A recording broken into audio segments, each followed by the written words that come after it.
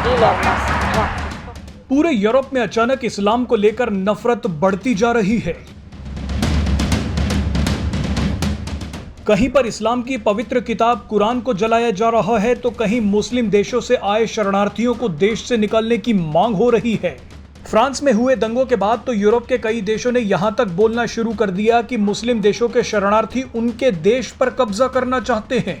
यूरोपीय देशों को लग रहा है कि शरणार्थियों की वजह से उनके देश में कट्टरता बढ़ गई है। अब इसी बीच एक और खबर आई है जिसने पूरी दुनिया में हड़कंप मचा दिया है। आप जानते ही हैं कि यूरोपीय देश स्वीडन और डेनमार्क में लगातार कुरान का अपमान हो रहा है। स्वीडन और डेनमार्क में तो लोग अब छोटी छोटी बातों पर ही कुरान जलाने की धमकी दे रहे हैं। पहले स्वीडन में कुरान जलाई गई, उसके बाद डेनमार्क में भी कुरान जलाने का मामला सामने आ गया। लेकिन स्वीडन में अब एक और नया बवाल शुरू हो गया है।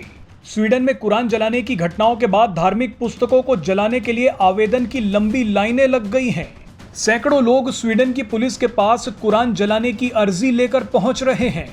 इस नए तरीके का विरोध प्रदर्शन स्वीडन की सरकार को टेंशन में डाल रहा है।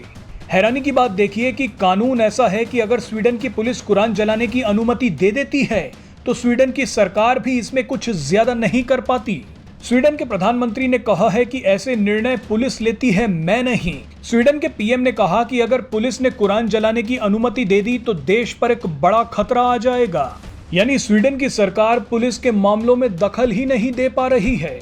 आपको यहाँ एक और हैरान करने वाली बात बता दें कि अगर स्वीडन की सरकार और पुलिस दोनों ही कुरान जलाने से मना कर देती हैं, तो कोई भी व्यक्ति स्वीडन की कोर्ट में जाकर अनुमति मांग सकता है। हाल ही में जो स्वीडन में कुरान जलाई गई, उसकी अनुमति स्वीडन की कोर्ट ने ही दी थी। पुलिस ने सलमान मोमिका नाम के व्यक्ति को कुरान जलाने से मना कर दिया था, लेकिन ये व्यक्ति स्वीडन की कोर्ट में पहुंच गया और इसे स्वीडन की राजधानी स्टॉकहोम्स की एक बड़ी मस्जिद के सामने कुरान जलाने की इजाजत दे दी गई। अभिव्यक्ति की आजादी के नाम पर स्वीडन में लगातार कुरान जलाने की इजाजत दी जा रही है। अगर ऐसा ही चलता रहा तो एक बड़ा संकट पैदा हो सकता है। स्वीडन और डेनमार्क में जो हो रहा है उसने मुस्लिम देशों को हिलाकर रख दिया है। कई मुस्लिम देश इसे रोकने के लिए आपातकालीन बैठक कर रहे हैं। 31 जुलाई को भी ऑर्गेनाइजेशन ऑफ इस्लामिक कोऑपरेशन यानी OIC की बैठक होने वाली है। अब देखना होगा कि इस्लाम के खिलाफ यूरोपीय देशों ने जो जंग छेड़ी है उसका क्या नतीजा होता है।